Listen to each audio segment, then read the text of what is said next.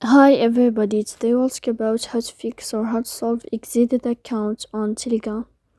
To know how to fix or how to solve exited account on Telegram, you should just go to settings.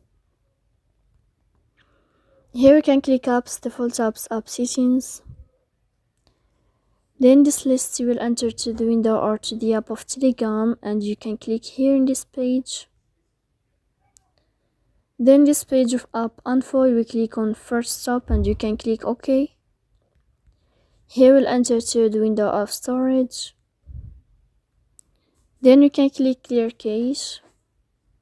Here you can turn off your Wi-Fi, and you can wait a moment or 3 seconds to turn on your Wi-Fi again. So please don't forget to support us by like and subscribe. See you next time in another video, and thank you for your attention and your watching.